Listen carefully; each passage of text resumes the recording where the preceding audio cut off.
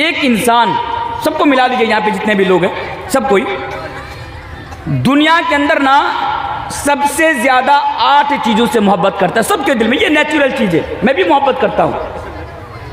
ये आठों चीज़ जो मैं आपके सामने अभी बयान करूँगा, हर इंसान इससे मोहब्बत करता है।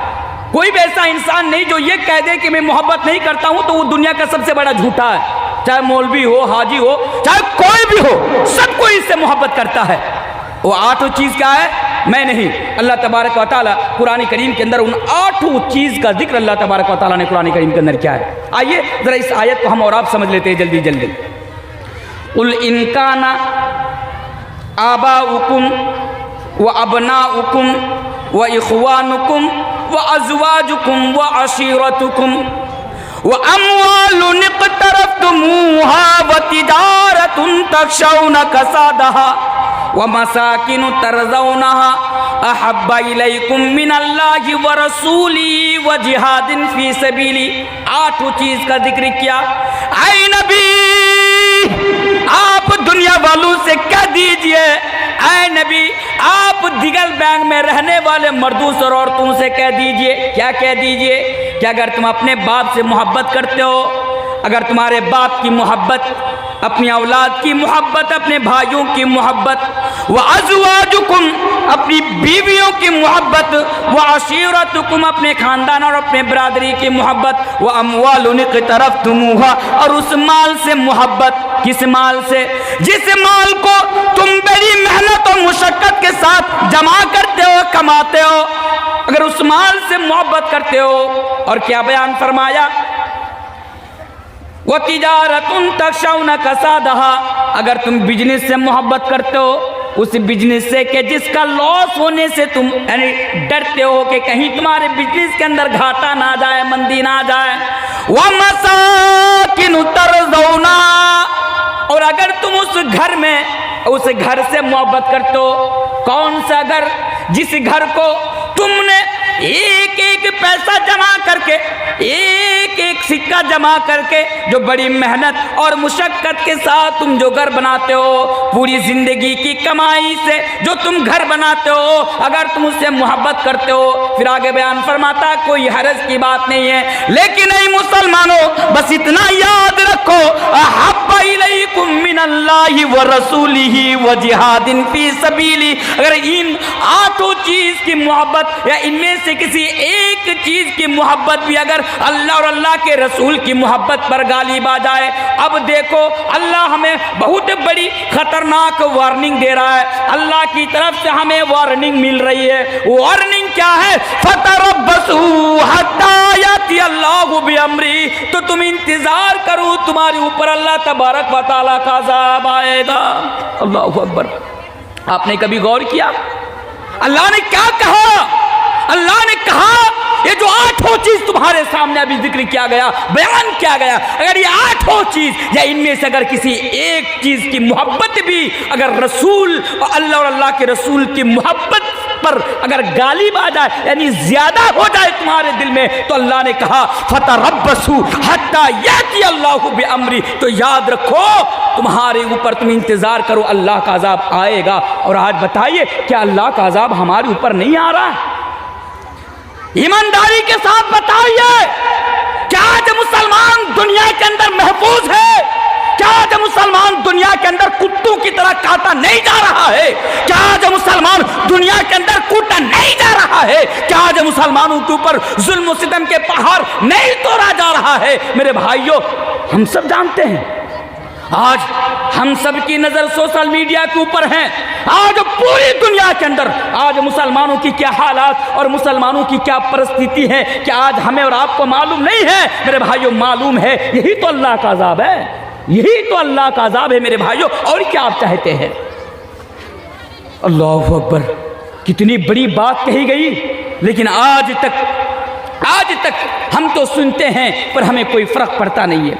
मेरे भाइयों, इन आयत को जरा और डिटेल्स में समझ लेते हैं। कैसे? देखिए, पहली चीज बाप की मोहब्बत। अब ना सवाल पैदा हो सकता है, गौर से सुनिए, ऐसा ना हो कि आप नींद में मुझे सुन रहे हैं, क्योंकि रात काफी हो चुकी है। बाप से मोहब्बत, मौलाना तनवीर साहब जरा ये बताइए कि हम बाप से मोहब्बत ना करें? किस बाप से? अरे उस बाप से जिस बाप ने हमारे लिए सब कुछ कुर्बान कर दिया। क्या हम उस बाप से मोहब्बत ना करें? किस बाप से? जिस बाप ने हमारे लिए, हमारी परवरिश के लिए दिन भर 200-250 रुपया मजदूरी करके 200-250 रुपया कमाता हो और हमारी परवरिश करता हो, क्या हम उस बाप से मोहब्बत ना करें? भाई बाप की मोहब्बत यकीनन हमारे दिल में होनी चाहिए।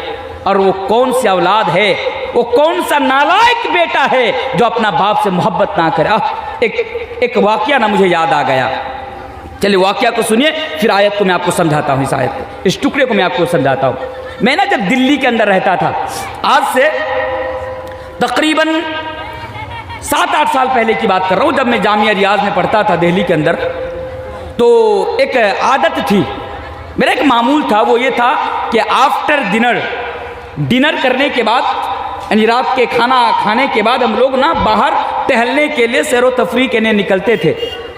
एक दिन की बात है कि रात के लगभग 10 बजे या 10:30 बजे, 10 बजे के बाद, 10 बजे के आसपास, मैं और उत्तर प्रदेश का मेरा 2 फ्रेंड था, 2 दोस्त था, उत्तर प्रदेश के रहने वाले थे, बलरामपुर के। तो हम तीनों घूमने के लिए निकले जामा मस्जिद की सीढ़ियों की तरफ, जहाँ पर छोटी छोटी दुकानें लगती है, छोटा बाजार लगता है, सबको मालूम होगा जो जामा मस्जिद गए होंगे। मैं गया घूमने के लिए, तो क्या देख रहा हूं कि रात के 10 या 10:30 बजे के आसपास नीचे में एक चादर बिछाकर 3-4 आदमी बैठे हुए हैं और बंगला जबान में आपस में गुफ्तगू कर रहे हैं, बात कर रहे हैं बंगला जबान में। अब मैं ठहरा शेरशाहबादी, तो मुझे बंगला समझ में आती है, मैं बंगला जानता हूँ अल्हम्दुलिल्लाह। और कई इलाकों में हुगली, बर्दमान, नोदिया, दक्षिण दिनाजपुर, इन इलाकों में मेरी तकरीर अल्हम्दुलिल्लाह बंगला ज़बान में भी 2-2, 2.5 घंटा होती है। सोशल मीडिया पर मौजूद, आप जाके सुन सकते हैं। तो मैं बंगला जानता हूँ, तो मैं वहाँ पे बैठ गया। अब जो उत्तर प्रदेश के 2 और थे, उन लोगों तो बंगला से ना वाकिफ़ थे, बंगला नहीं समझते थे। तो उनका भाई क्या हुआ? मैंने कहा ठहरो भाई, हमारे उधर के होंगे, बंगला ज़बान में बात कर रहे हैं। मैं वहाँ पे बैठ गया। गौर से सुनिए बाप क्या होता है, गौर से सुनिए। मैंने उन लोगों से पूछा कि साहब इतनी रात को आप लोग यहाँ पे क्या कर रहे हैं? मैं समझ गया कि हमारे इलाके के होंगे।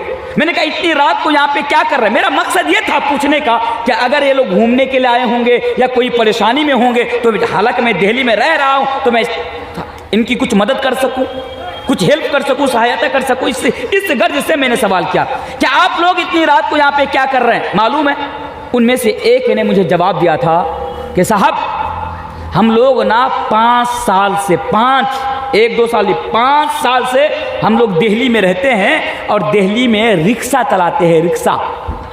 मैंने कहा अल्लाहु अकबर, 5 साल से दिल्ली में रह रहे हैं? बोला हाँ। तो मैंने कहा तो यहाँ पे इतनी रात को क्या कर रहे हैं? फिर जवाब दिया कि हम लोग दिन भर रिक्शा चलाते हैं, जब थक जाता हूँ, जिस्म के अंदर जब थकावट आ जाती है, बहुत ज़्यादा टायर्ड हो जाता हूँ, तो यहाँ आता हूँ, यहाँ पे कुछ देर आराम कर लेता हूँ, 1-2 घंटा सो लेता हूँ, फिर रिक्शा लेकर निकल जाता हूँ। ताज्जुब हुआ।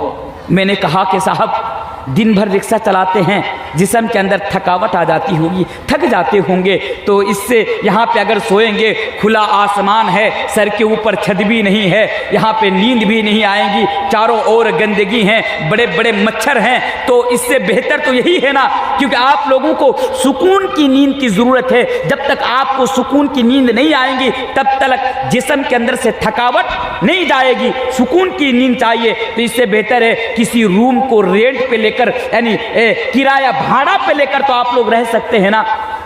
क्या जवाब दिया था मालूम है?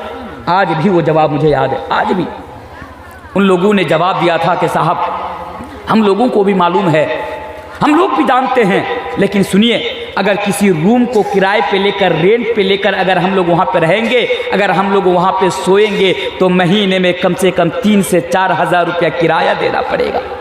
3 से 4 हज़ार रुपया किराया देना पड़ेगा। और अगर हम लोगों ने जामा मस्जिद की सीढ़ियों पर अगर किसी तरह रात गुजार लिया तो महीने का 3 से 4 हज़ार रुपया हमारा सेव हो जाएगा, हमारा बच जाएगा। और इसी बचा हुआ पैसा से हम अपने बच्चे की परवरिश बेहतर से बेहतर अंदाज में कर सकते हैं, उनका फ्यूचर बेहतर से बेहतर अंदाज में हम संवार सकते हैं, ब्राइट कर सकते हैं। उनका मुस्तकबिल रोशन बनाने के लिए ये 5-6 हज़ार रुपया हमारा काम आ सकता है। तो मेरे भाइयों, वो बाप जो हमारे लिए इतना कुछ करें, क्या हमारे दिल में उस बाप के लिए मोहब्बत ना हो? अब आयत क्या कह रही है जरा देखिए। यकीनन हमारे दिल में तो बाप के लिए मोहब्बत होनी चाहिए, इस्लाम ने तो मना न किया। ओ लोगों, इस्लाम के अंदर बाप का भी बहुत बुलंद मकाम है, बहुत बड़ा मकाम है। लेकिन मेरा मौजू नहीं है बाप का मकाम बयान करने के लिए, बस मेरा मौजू यह है कि बाप से मोहब्बत करो, पर अल्लाह और अल्लाह के रसूल से नहीं। यही आयत इसी चीज की तालीम हमें और आपको दे रही है कि ए लोगो कुल इनका ना बाउकुम, तुम बाप से तुम मोहब्बत करो लेकिन अल्लाह और अल्लाह के रसूल से ज्यादा नहीं। अगर इस टुकड़ा को समझना हो ना तो अब्दुल्ला बिन उबई और उनका बेटा अब्दुल्ला का वाकया देखो, तब बात और क्लियर तरीके से आपके भेजे के अंदर समझ में आ जाए, घुस जाएगी। क्या है? अब्दुल्ला बिन उबई, सब नाम जाने सुने होंगे, वाकया भी सुने होंगे, फिर भी सुनिए ताकि हमारा ईमान इससे कुछ ताजा हो जाए। अब्दुल्ला बिन उबई ये मुनाफिकों का सरदार है, बहुत बड़ा मुनाफिक है, ये मुसलमानों का अंदरूनी दुश्मन है। अब्दुल्ला बिन उबई का बेटा अब्दुल्ला ये मुसलमान है। देखिए यहाँ पे एक चीज मैं बताऊं, बाप का नाम अब्दुल्ला, बेटा का नाम भी अब्दुल्ला। हमारे समाज में क्या होता है मालूम है? चलिए एक यहाँ पे एक चीज और मैं आपके सामने वजाहत कर देता हूँ। हदीस के अंदर है, अल्लाह के प्यारे रसूल जनाब मोहम्मद रसूलुल्लाह पर सल्लल्लाहु अलैहि वसल्लम ने बयान फरमाया, गौर से सुनिए, बहुत काम की चीज बता के जा रहा हूँ, कि जब तुम्हारे घर में बच्चा पैदा होना तो बच्चे का नाम जो है अच्छा अर्थ देकर, माना देकर, अच्छी मीनिंग देकर बच्चे का नाम रखा करो। हमारे समाज में जो नाम रखा जाता है ना, अल्लाह जाने क्या क्या नाम रखा जाता है, ये सब सही नहीं है। लेकिन हमारे समाज में ये भी है, आज हमारी जो सोच और हमारी जो मेंटेलिटी है वो ये भी है। अब एक घर में बच्चा पैदा हुआ, मान लीजिए यहाँ पे मदरसा है, मौलाना मुनीर साहब है, मुनीर साहब के पास आया कि मौलाना साहब हमारे घर में ना बेटा हुआ है, तो नाम रख लीजिए, नाम बोल दीजिए अच्छा सा। तो बोला कि अब्दुल्ला। बोला नहीं ये नाम नहीं चलेगा। बोला अब्दुल रहमान। बोला नहीं ये नाम भी नहीं चलेगा। बोला अब्दुल सत्तार। बोला नहीं ये नाम भी नहीं चलेगा। बोला भाई ये अच्छा नाम है। बोला नहीं ये सब नाम नहीं, ये सब नाम ना पुराना हो चुका है, पुराना हो चुका है। अच्छा नया नाम, अब उसको समझ में नहीं आ रहा भाई कौन सा नया नाम, जो भी नाम बता रहा, बोला ये मेरा मामू का नाम है, ये फला का नाम है, ये फला, ये ऑलरेडी हमारे गांव में इस नाम का कोई आदमी है। अब मुनीर साहब भी परेशान हो गए। मुनीर साहब ने कहा कि चलो हट, आपको जो रखना है आप रख लेना, मेरे पास कोई नया नाम नहीं है। अब ये गया, बच्चों का नाम रख दिया। कुछ दिनों के बाद मुनीर साहब से फिर मुलाकात हुई। अब वो मुनीर साहब से कह रहे हैं कि आपको मालूम है, आप तो मौलाना साहब हैं, पढ़े लिखे हैं, आप नया नाम नहीं तलाश पाए, मैंने अपना बेटा का नया नाम रखा, ऐसा नाम रखा कि हमारे 7 गांव मिलकर भी अगर ढूंढेंगे, तलाशेंगे तो ऐसा नाम नहीं मिलेगा। अब मुनीर साहब भी ताज्जुब में पड़ गए, भाई कौन सा नाम है, जरा आप मुझे भी बताइए, आप अपने बच्चे का क्या नाम रखे हैं? तो वो जवाब देता है एकदम गुर्रा के, भोदू नाम रखा है, भोदू। अब्दुल्ला पसंद नहीं आया, अब्दुल रहमान पसंद नहीं आया, अब्दुल सत्तार पसंद नहीं, क्योंकि ये पुराना नाम है। या ये भी है हमारी सोच कि अगर हमारे गांव में अगर ऑलरेडी इस नाम का कोई है तो अब ये नाम नहीं रखा जाएगा। अल्लाहू अकबर, कह रहे नया नाम रखे, बोला नया नाम रख दिया। क्या नाम है? नाम है भोदू, मुंटू, रंटू, भोला, फोकी चांद, अजीब अजीब किस्म के नाम है मेरे भाई। अब बताइए जब कयामत के दिन जब नाम लेकर पुकारा जाएगा क्या कहेंगे? भोदू। सुनने में अच्छा लगेगा। तो मसला क्या है? मसला ये है कि अगर घर में अगर बेटा हो या बेटी हो, कोई भी हो ना, अगर उनका नाम रखना हो तो अच्छा माना देकर, अच्छी मीनिंग देकर उनका नाम रखे, क्योंकि ये सही हदीस से साबित है। तो क्या बोल रहा था? बाप का नाम अब्दुल्ला बिन उबई, बाप का नाम भी अब्दुल्ला और बेटा का नाम भी अब्दुल्ला। अब जरा देखिए, बाप मुनाफिक, बेटा मुसलमान। गज़वा उहुद के मौके पर बाप ने नबी करीम जनाब मोहम्मद रसूलुल्लाह सल्लल्लाहु अलैहि वसल्लम की शान में गुस्ताखी की। गज़वा उहुद के मौके पर अब्दुल्ला बिन उबई ने ये कहा कि जब मैं मदीने के अंदर जाऊंगा, यानी इज्जत वाला जब मदीने के अंदर जाएगा तो जिल्लत वाला को मदीना से निकाल देगा। यानी उसने नबी की शान में गुस्ताखी की, उसने नबी को गाली दी। यही जुमला बेटा अब्दुल्ला के कान में आ गया। बेटा को मालूम चल गया कि मेरा बाप अब्दुल्ला बिन उबई ने नबी की शान में गुस्ताखी की है, नबी को गाली दी है। अब क्या हुआ, बेटा तलवार लेकर मदीने की सरहद पर खड़ा हो गया। बाप जब उधर से मदीने के अंदर एंट्री के लिए, मदीने के अंदर दाखिल होने के लिए, प्रवेश होने के लिए जब आता है, बेटा अब्दुल्ला तलवार लेकर पहले से मदीने की सरहद पर खड़ा हुआ है और बाप से कह रहा है जरा देखिए, कुल इनका ना आबाउकुम, इसको समझिए। बेटा बाप से कह रहा है अब्बू जान आपने नबी को जलील कहा है, आपने नबी की शान में गुस्ताखी की है, आपने नबी को गाली दी है। जब तक आपके बारे में कोई फैसला ना जाए, जब तक आपके बारे में कोई हुक्म ना जाए, आप मदीने के अंदर दाखिल नहीं हो सकते, आप मदीने के अंदर प्रवेश नहीं कर सकते। बेटा बाप से कह रहा है अब्बा जान अगर आपने गलती से भी मदीने के अंदर कदम रखने की जुर्रत की, अगर आपने गलती से भी मदीने की सरहद के अंदर कदम रख दिया तो मैं ये ना देखूंगा कि आप मेरा बाप है, बल्कि मेरी तलवार आपकी गर्दन के ऊपर चल जाएगी।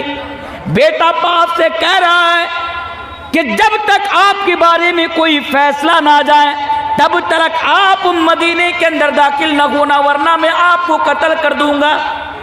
नबी को मालूम चला, नबी ने कहा अब्दुल्ला को मेरे पास बुलाओ।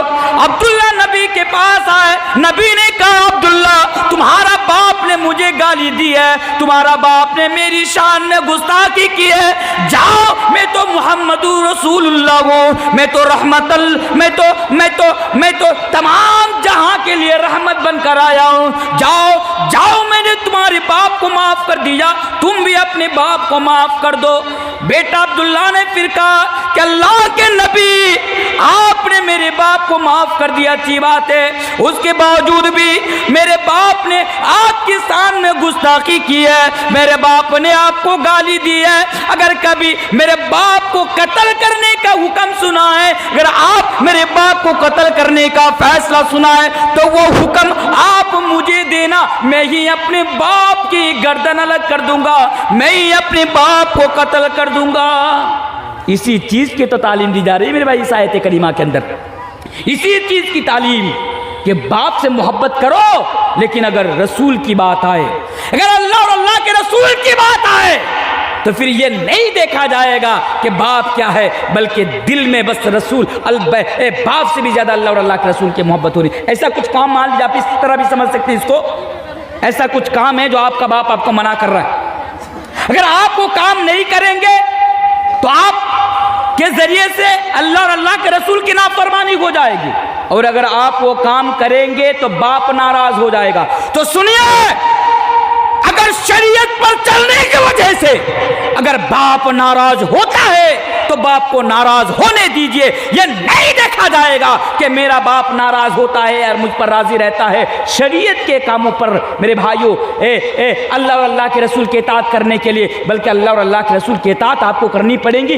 बाप से भी ज्यादा आपके दिल में अल्लाह और अल्लाह के रसूल के लिए मोहब्बत होनी चाहिए, पहली चीज हो गई। दूसरी चीज पर जरा गौर कीजिए,